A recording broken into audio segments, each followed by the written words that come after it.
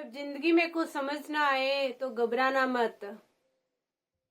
जब जीवन उलझ जाए, रास्ते धुंधले हो जाए और मन का शोर बढ़ जाए तो घबराना मत, क्योंकि घबराहट रास्ता नहीं दिखाती बल्कि और अंधेरा गहरा कर देती है। जीवन एक सफर है जिसमें हर मोड़ पर सवाल होते हैं, हर मोड़ पर उलझन होती है। कभी ऐसा वक्त आता है जब ना तो मंजिल दिखती है ना रास्ता।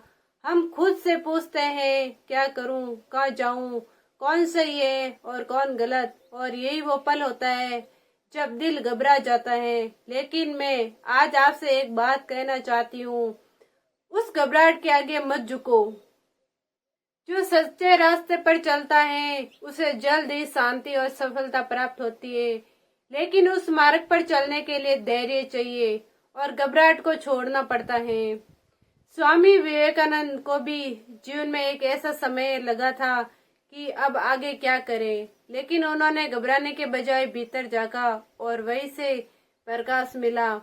डॉक्टर एपीजे अब्दुल कलाम को भी missile man doctor APJ Abdul Kalam को भी मिसाइल फेल होने के बाद लगा था कि अब क्या होगा, लेकिन उन्होंने डर के बजाय सीखने को चुना।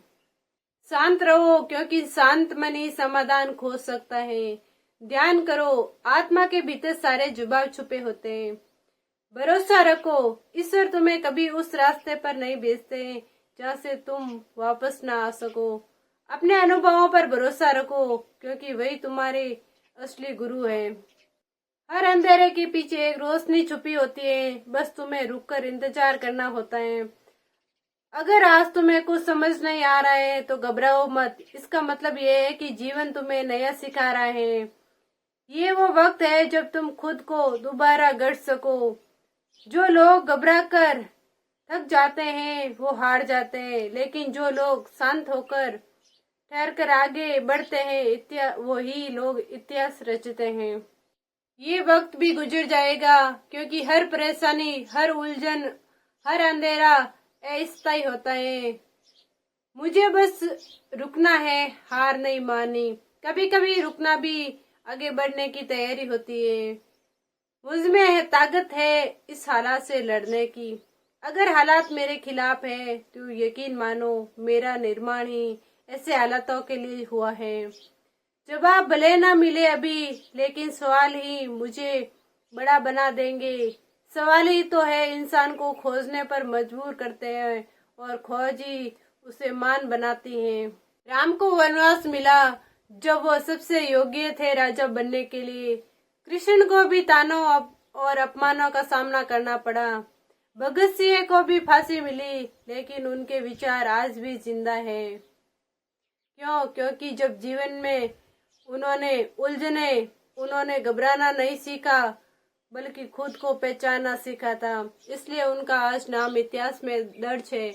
इसलिए जब भी आपका बुरा वक्त आए तो कभी घबराओ मत, बल्कि ये सोचो कि ये जो समय है मुझे कुछ बड़ा बनाएगा। मैं इस समय से कुछ नया सीखूंगा, अपने लोगों को पहचाना सीखूंगा कि मेरे कौन साथ देता है और कौन साथ छोड़कर जाता है।